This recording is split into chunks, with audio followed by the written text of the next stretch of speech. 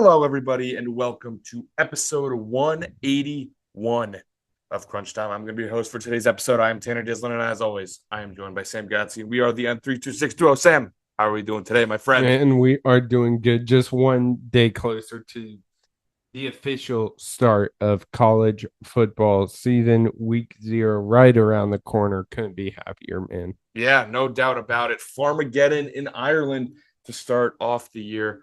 Pretty special stuff. But we got an episode here. Unfortunately, the good news is obviously football's returning. We're back into the swing of things. Sports are back in general. The bad news is, this is our last Gimme Five of the season. Yeah, it's tough, but I think we got a good one today. No doubt about it. And we'll be happy to go back to talking about real sports on a weekly basis and go back to talking about, just football in general. So, we got the last episode, a last hurrah for the Gimme Five. But I feel like we're burying the lead a little bit, Sam. We have successfully completed the 999 challenge. Yeah, man. Completed on Saturday. It was absolutely electric. Thanks to everyone for tuning in. I know it wasn't on the regular crunch time. It is now, right? It is now, but it wasn't live on our normal page. Didn't realize YouTube had a restriction for getting verified. You can upload hundreds of videos, but you can't go live. Very weird. But yeah, we got it done. Shout out to everyone that tuned in, man. Yeah, no doubt about it. It was fun. I mean, okay. Spoiler warning here. If you're gonna go watch it, go watch it. But I said we completed it because as a duo, we drank 18 beers and ate 18 hot dogs. But correct. I struggled a little bit, and in total, I finished with nine dogs and 8 beers, and you were able to help me out and finish the last one. Yeah. So you had 9 and 10. But yeah, 18 and 18 together. It was fun. Obviously, I didn't feel great. I struggled my way through. But you crushed it, man. I mean, I assume it was fun for you. Yeah, dude. It was a blast. The dogs were what I was concerned going in. But I got a huge head start. I had 5 down within the first 3 innings, I want to say. And at that point, it was lock in on the beers. Those went down pretty easy. I think I finished in like 7 innings. So you did. Came out swinging and took a yard a couple times. Hey yo, yeah, no, I tell you, I was good on the dogs. I finished the dogs. I just really the beers really. I mean, obviously in conjunction with the dogs, but the beers really sat in my stomach. Couldn't quite get it done, but luckily Sam came in for the assist and we finished it. So that's pretty cool stuff. We're hoping to do more stuff like that in the future. But the opportunity has to present itself. So make sure to stay tuned on our socials. And now in the future, all streams will be on the YouTube. We've got it all figured out. But make sure to stay on track with the socials. But this past week in sports, what should we talk about? Yeah, dude. I think this one is how we should kick it off, and that's Micah McNutt on first take. I don't know if you saw this. Yeah. Drewski for some reason was on. I guess it is the slow season, but with college football, NFL preseason, you think they'd have someone in the sports realm. But Drewski came on wearing a Detroit Lions Barry Sanders jersey, number 20. Sure. Yeah. I mean, a Detroit Lions Sanders jersey, number 20, and it's like that light blue. And he was wearing it backwards. Yeah, so you could clearly Sanders see was front and center. And Monica McNutt, basically, obviously paraphrasing right now, but basically said, "Oh, and I see you're rocking a here it is, the jersey obviously this ties to one Shadur Sanders and Drewski like What? nope, nope. This is Barry Sanders, and it was just the most awkward thing. But that's who's running our ESPN programs. She was hosting for Molly um, while she was out, but I mean, like this has to be one of the most embarrassing things for ESPN, Look, right? I hate how we got to this point where, well, obviously we know what's wrong. We've talked about what's wrong with sports media coverage and all that stuff, but I hate in general how like when you go to this like the old Sports Center when it was at its best, and you had all like the hosts of that were just people who talked about what was going on, and then they had someone come in to talk basketball. Yeah. They had someone else come in to talk NFL. But we've gotten into this where like some of those Fox Sport, like Shannon Sharp is an NFL player. Why is he talking about basketball? Yeah. Like I know it happened with Chris Carter too. Obviously, I love Chris Carter, Vikings legend. First football jersey I owned was a Chris Carter jersey from the Vikings. Like, why is he talking about other stuff than football? Yeah. Like, we kind of got into this two-person debate style show where everyone talks about everything. And like Monica McNutt, she does some work on MSG for the Knicks. Like, I think she does a decent job there. Yeah. Talking about basketball. That's her sport. She clearly doesn't know much about football. Yeah. Why are you like, why are you talking? Why? Yeah. It's embarrassing, honestly. But yeah, absolutely embarrassing. And you wonder why ESPN is going downhill. Speaking of, you mentioned kind of Sports Center and how amazing it was. I do think that social media has kind of obviously taken away because you don't have to wait till the morning before. But with that being said, you still got to have personalities to talk about it, which they don't. They pride themselves on having Stephen A. Smith, who might be one of my least favorite sports personalities, but they love promoting him on every show. I mean, how many obviously First Take is his thing, but you see him on every program now. And it's just sad to see where ESPN as a network has gone these past like 5-10 years. Right. And there's no doubt that the highlights are readily available on social media and the internet and all that. It's definitely played a part in daily sports coverage and the shows and how that happens, without question. I can honestly think regarding Sports Center in the past 10 years, I can pinpoint exactly one good decision they've had. And that was giving Scott Van Pelt his show. But like you said, their infatuation with Stephen A. and just flooding Sports Center with that style of personality and him himself, like all of the people from our childhood are all fired. Like John Butchergross and Sage Steele and like all the people, like they were so good and they're all gone in favor of other personalities that are just not. Yeah. And I do think another good decision was bringing in Pat McAfee show. Obviously we're not huge fans, but I do think that was a step in the right direction. But I do think it was kind of trying to play catch up with like the other podcast, like sports podcasts, like that they were already popping off, and ESPN was seemed to be playing catch up. And I get locking down Pat was a good idea. Obviously, his show is whatever, but the fact that he has ESPN now and he can be on those shows for sure, I'll give them that. And that's, I mean, we can call it what it is. That's the barstoolification of sport. Like he's a former barstool guy, and he's literally just textbook that type of bro sports analysis. But yeah, that's fair. I'm not sure. I guess he's not Sports Center specific, but yeah, that's how bad it's gotten though. Like ESPN as a whole, the worldwide leader in sports, is ESPN, and we're like What good decisions have they made in the past 10 years? Mm-hmm. Uh, I guess they finally a third good decision ESPN made. I would say is they finally locked down their NFL announcers by going and getting Joe Buck and Troy Aikman. Yeah. They're those two have been are better than anyone ESPN has had. Yeah.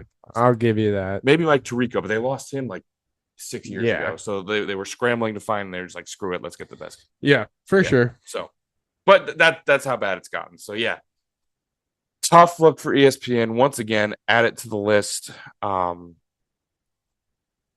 Yeah. And speaking of ESPN, did you happen to catch any of the clips from the Little League game?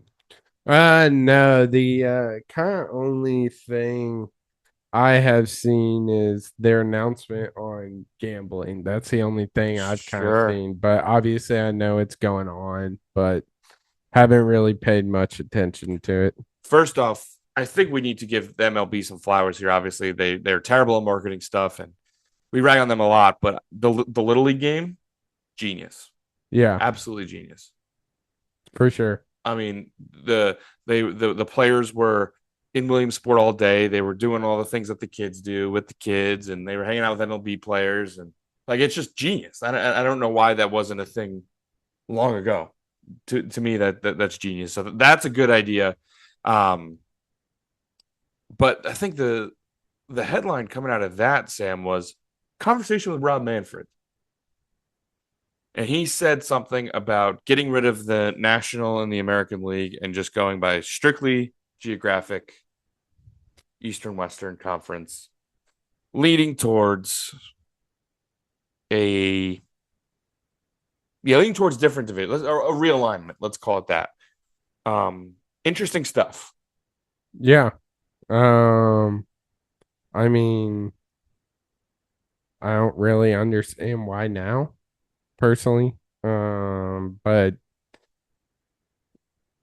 I, yeah, I don't really understand why he wants to do it so bad. Is there talks of a new team coming in? Like, Expansion was the next thing. So I'm perfectly okay with expansion within reason. Like more teams, that's okay. Like there are plenty of deep minor league players that are ready to be called up, and people like there's enough of a player base to have some expansion teams. That's fine. And from what I've seen from the public reaction, most people seem to be okay with it, with expansion. And I understand that makes things a little difficult with divisions and leagues and all that, but a realignment I just think is such a bad idea. Like I don't get, like, you have all these teams, which what it means, of course, immediately I think, what does it mean for the Mets? And of course, you can see how it's going to go to. They want to put the Mets and the Yankees in the same division, which is just yeah, such an idea. Like that's such a bad idea, and I hate this idea that four of like the quote unquote biggest market teams, with the Red Sox, the Yankees, the Phillies, and the Mets, could all be in a division together, and they would all just beat up and cannibalize each other, and those four teams would have to race for a division championship, and then you can look to the other side and like the NL Central, where the Cubs and Brewers are having good seasons, but like for years the Cubs were struggling, and the Reds were bad, and the Pirates and all these teams are facing off, and then the AL Central with the White Sox and the Guardians and the Tigers, who are good this year, but you know what, like, oh man, it just really bothers me, and I don't know. I'm not going to get too worked up about it right now, because obviously there's nothing more than him just saying we'd like to do it, but it just pisses me. yeah. I mean, if you're a big dog, you definitely wouldn't want a realignment. You want to be a big fish in a small pond. I think most big teams would agree with that statement. But I mean, I think I don't mind it. Obviously, I'm not as invested in it as well. But It's interesting. I'm looking at this Athletic right now, and they do not have the Yankees in the Mets and in the same division. Okay, interesting. Let's go through this one. See if I'm because So I think this is the first one I'm seeing what they don't. The overwhelmingly common one I've seen is of course you got to keep the Yankees and the Red Sox in the same division. yeah, So then they'll throw the Mets I into that. honestly, so very Let's see odd this one. expansions. Okay, how many? How Um, many so they have two per per division league? per league. Yeah. Okay, So with we'll start with the AL. okay. AL East, you have the Orioles, Mhm, the Red Sox, the mhm. Yankees, and the Blue Jays. AL Okay, West, that's the current at least. AL West, you have the Athletics, Angels, and then they're predicting Salt Lake City or Portland. Okay, I don't know about that, but then Seattle. yeah. AL North, you have the White Sox, Guardians, Tigers, Twins. Okay, And then the South is where it gets a little switch up. You have the Rockies, the Astros, in the American League. the Royals, and the Rangers. Yep. They would change leagues. Huh? Can I? Do they have That's it? what they said. Yeah, no. I'm not doubting you. It's just hard for me when I. I mean, I think that makes sense. It's just hard for me to like visualize it from the words. I I mean, what's the difference between the leagues right now? nothing. Not a damn thing. So, yeah. Not a single thing. And then down to the NL. They're predicting a Nashville, Raleigh, or Raleigh team. Nashville needs a I team. think Nashville's gonna be the one. NL East, you have the Mets, Phillies, Pirates, Nationals. Okay, I like that. Then NL West stays the same, I believe. Diamondbacks, Dodgers, Padres, Giants. North stays the same. Cubs, Red, Brewers, and Cardinals. And then the NL South changes a little bit with that addition of probably Nashville. You have the Braves, the Marlins, the Nashville team, and the Rays. I see. So the Rays go. Okay. All right. Look, that while I still don't want them to realign, that's okay. I think there are a few rivalries that you can't touch, and there are some inner league things. Like I don't think there's a world in which the Yankees and Mets can be in the same division. I don't think there's a world in which the White Sox and the Cubs can be in the same division. Like I don't know. They need to be separate. So there's some rivals you need to keep. But that, for the most part, I would accept. Yeah. Um, Nashville needs a team. I think that's the moral of the Yeah. story here. I mean, Tennessee obviously is their college baseball teams are unbelievable, and what Vanderbilt means in Nashville, like they need a team. So yeah, I think we can agree on that. Um, got anything else? Got anything else you want to talk about? I mean, Yeah. yeah, go ahead. Um, but just like kind of switching it off baseball talk for a little bit. Going to some college football coming up. Some big news came out regarding Michigan. Yeah, oh yeah. They Good. finally got the Yes. very lightest slap on the wrist, series of fines, um, eclipsing 30 mil, I want to say, um, game suspension for Sharon Moore. Um, so he's um, missing three games. Um, Also, a 8-year show cause penalty for Connor Stallions. He's not ever going to get another job, so that doesn't really mean anything. A 10-year show cause for Jim Harbaugh. That's not going to do anything. He's never coming back to college. But like, it's so dumb. Like, Size of fines include a 50,000 initial levy, whatever that means, 10% of football budget, 10% of cost of football scholarships for 25 season, and loss of all postseason competition revenue sharing for 25-26. So it'll probably be around 3 mil. While that sounds like a lot, it's probably not a ton. Um, because in 2024 the budget was 70 million, if that tells you anything. So 7 million of that 70 would be part of the fine. um Denard Robinson just got left hook to the jaw for some reason. Had a couple recruiting violations, got 3 year show cause.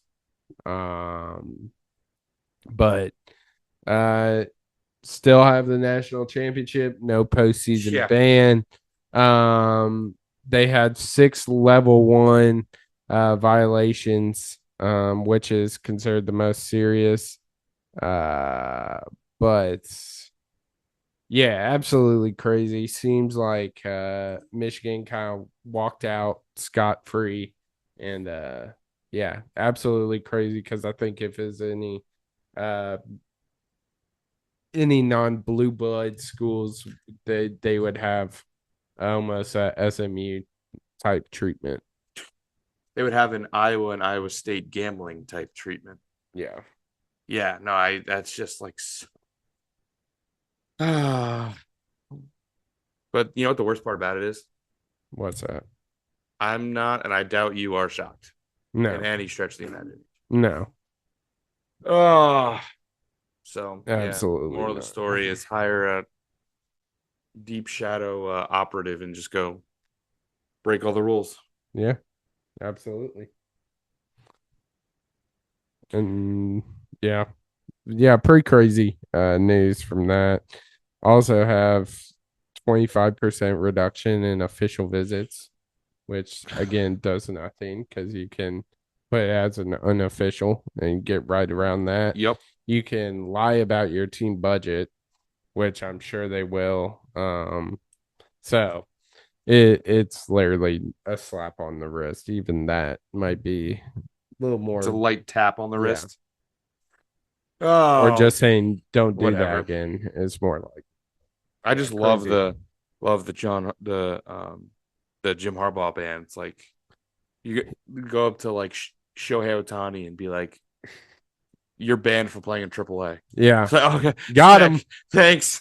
Nice. What a punishment. I feel Denard Robinson got straight because you did not hear anything about him in this investigation and 3 year show. I didn't even know it was still like Yeah, I part of didn't the even know. program. Supposedly it was like some recruiting violation. So tough. Whatever, man. So the most like corrupt organization when it's just so easy to like not be the most corrupt organization. Yeah. And they just time after time show us who they are. Frustrating, Yeah. but season's right back on. Right back in a couple weeks. So they know, and within 2 weeks, no one will be talking about that, and we'll be talking about the season. So Yeah. whatever. Um, with the second week of preseason has gone through. I think there was a I think what they call it, the dress rehearsal. I saw someone call it the dress rehearsal, where it's like week one, we're happy that just football is back on the TV. Week two is kind of like the last run through with the starters for like a series. Week three, not a starter plays a snap, and then we're on to the season. Yeah. So Yeah. I don't know if there were any even headlines from week two. I don't, not that I saw. Nothing. Absolutely nothing. But yeah, crazy. Yeah. So um again, just a really slow week in sports as we're uh building up to the start of football season. So I mean, is there anything else we want to talk about, or do we want to go I right mean, into game yeah, five? I got some supposedly Tanner, you can just claim national championships now. I don't know if you saw this, but Auburn claimed four more national championships In football? in football. When? Uh, so that it was announced today or yesterday. So they are now the 1910 Oh, national championship, was it previously unclaimed? 1914, Were they previously unclaimed? 1958, and 2004. So no. They supposedly um they they were like not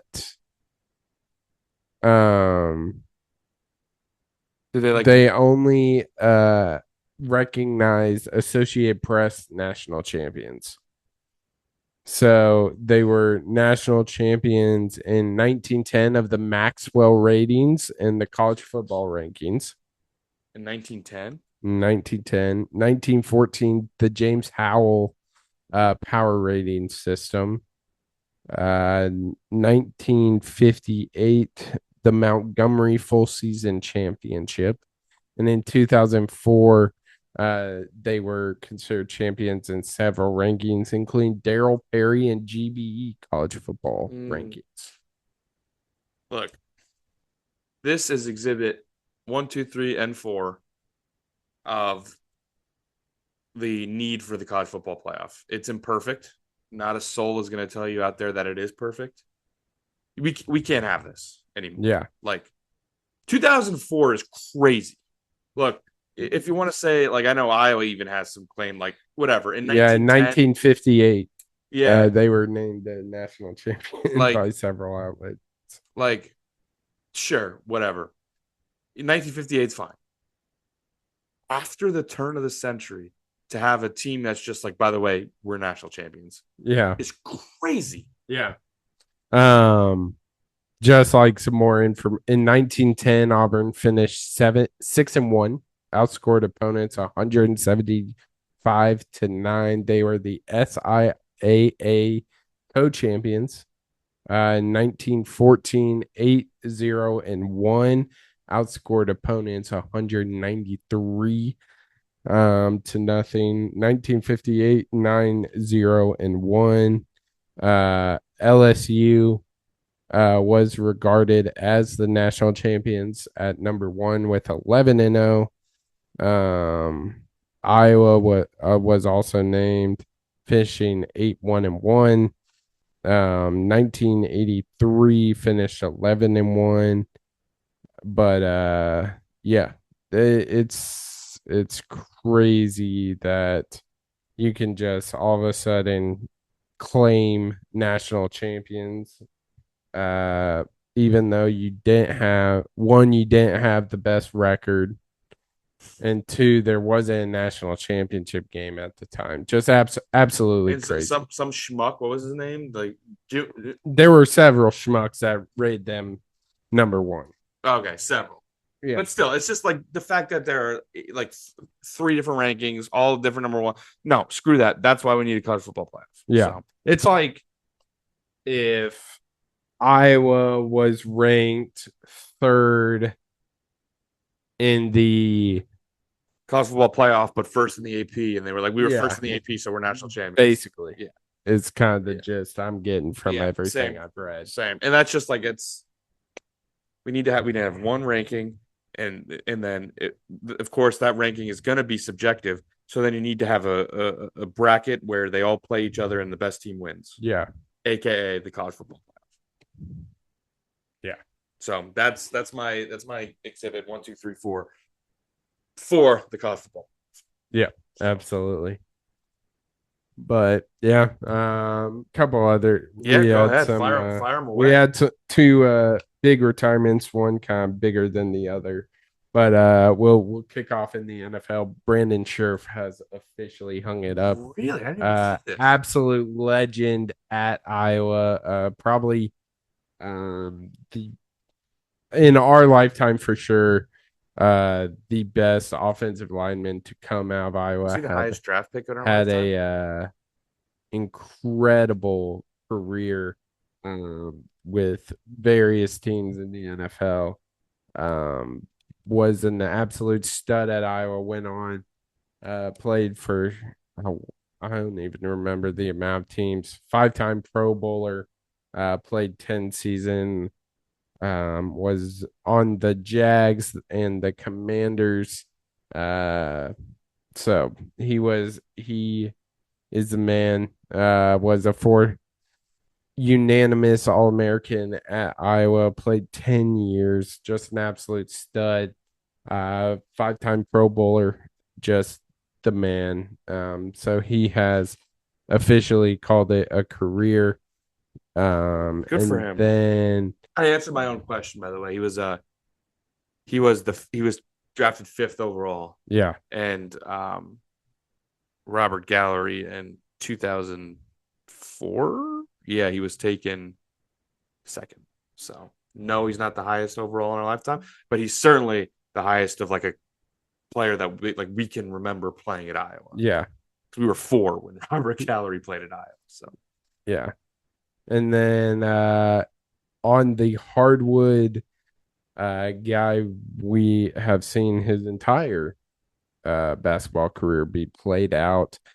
John Wall damn, has he officially. officially retired. Obviously, has been a couple of years since he's been in the league, but obviously, first overall pick in 2010 to the Wizards, coming from the Kentucky Wildcats, had a name named after him, played for the I'm doing it. Wizards, Rockets, Clippers, 5-time NBA All Star, All NBA third team, All Defensive second team, All Rookie first team, Slam Dunk Contest champion, SEC Player of the Year, first team All American, Freshman of the Year. He did it all.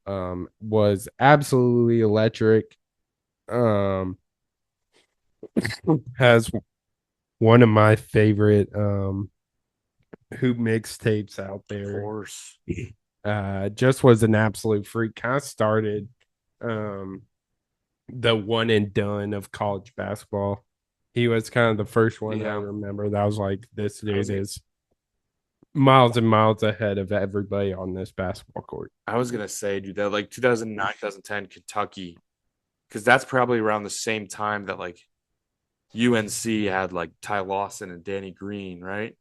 That like that's like the first era of college basketball that I remember like clear as day. Like that's when I really like college basketball is the best Yeah. in that era, and in large part thanks to John Wall and Boogie Cousins and that Kentucky team. Yeah, So it's they crazy were that. sick.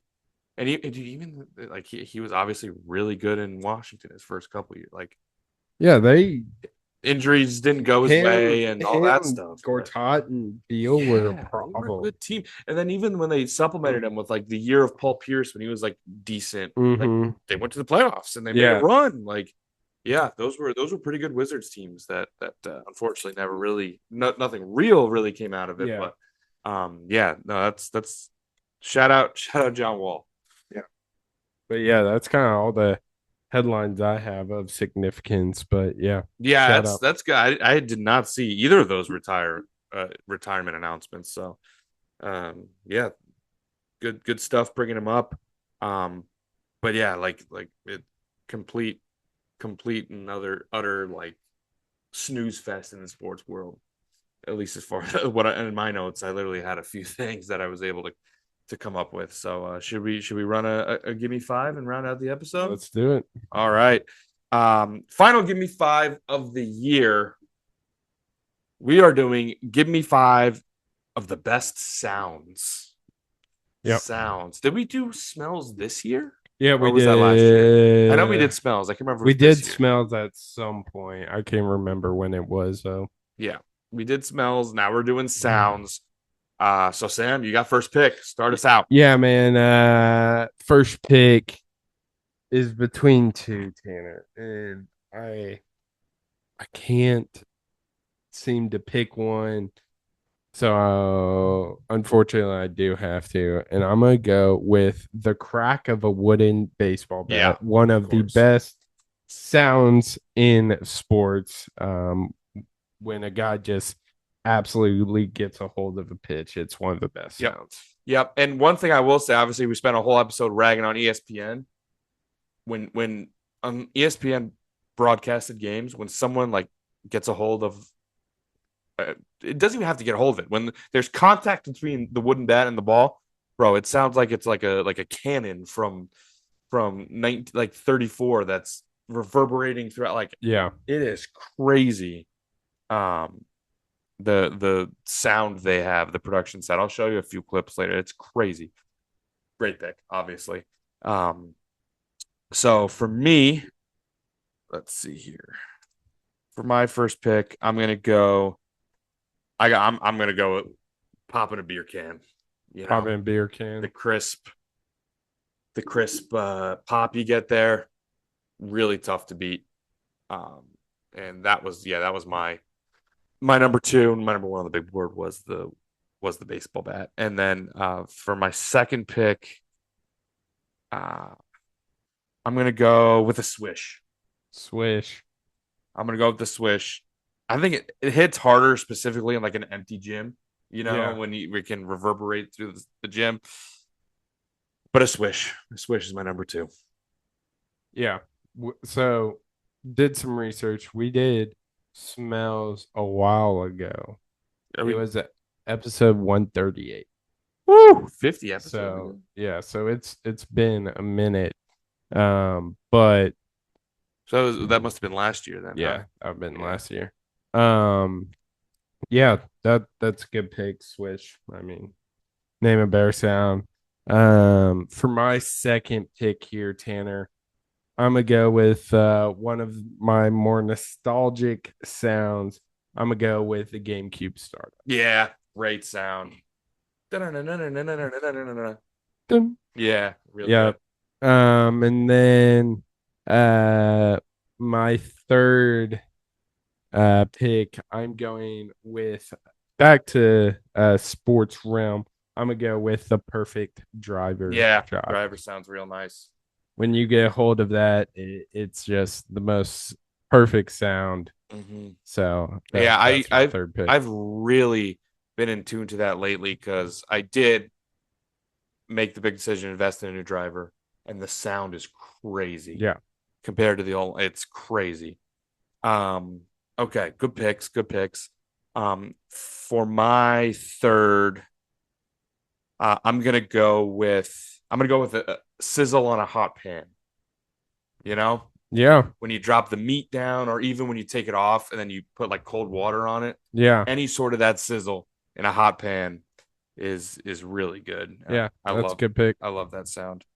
Um, now my next pick, I'm gonna go. Okay, I gotta go with. I'm gonna go with popping bubble wrap. Yeah. Personal favorite. I always got to do it. Yeah, that's a good one. I Popping mean, bubble wrap. absolutely. So I have two more. Man, lot on there. I'm gonna go with the personal favorite. I don't think you're gonna like this pick, but gotta go waves crashing on the beach. One of the most Sure. relaxing sounds. One of my favorite sounds. So waves crashing. And then my final pick, Tanner, between two. I gotta go with it.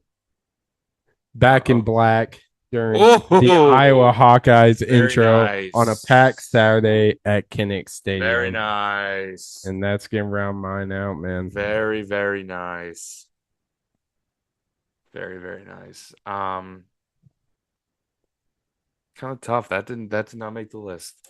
Tough. But I am gonna go with, I think, kind of the nature sound here. You had the waves crashing. I'm gonna go slightly different route, but I'm gonna go with the crackling firewood. Yep, Love had it. that.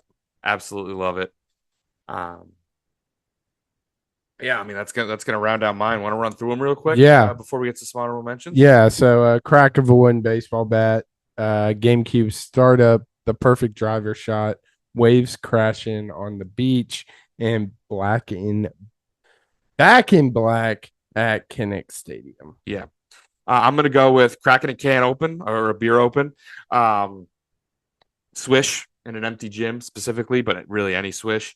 The sizzle on a hot pan, whether from meat or water or anything.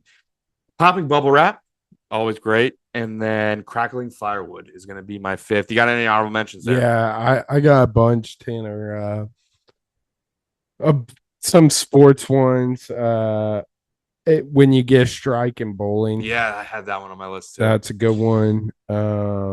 Football pads popping, love that. Sure. The ole during the soccer match that just gets the people going. The neck at Death Valley, LSU's song. I mean, one of the most electric electric traditions.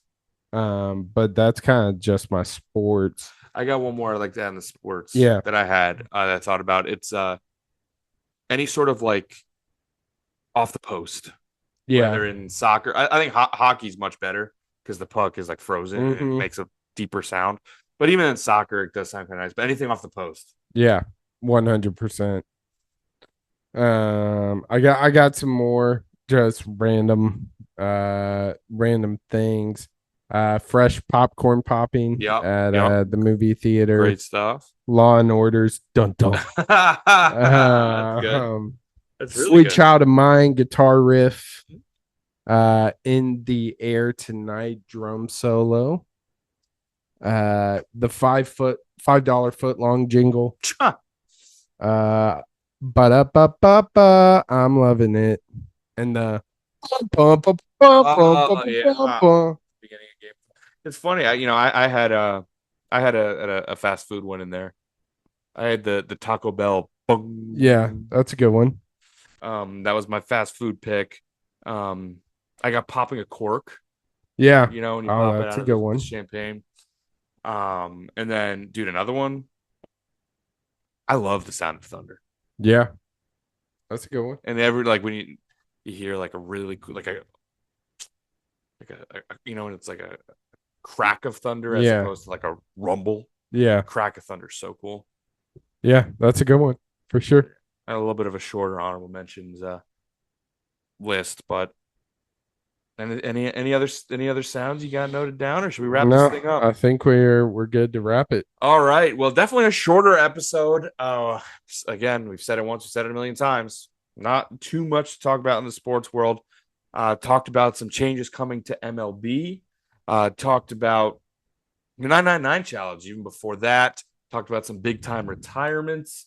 Definitely went through what there was to talk about in the sports world. And then wrapped it up with a gimme five of sounds. Yeah, let us know what sounds didn't we choose? Which ones are you putting on your Give Me Five list? Let us know how we did in the 999. If you get any other challenges you want to see us do, definitely let us know. Stay in tune with the socials at X, Instagram, and TikTok at crunchtime_pod.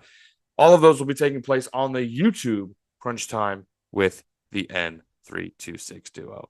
But the clock has run out on this episode, and we'll see you in the next one on Crunch Time. Yer.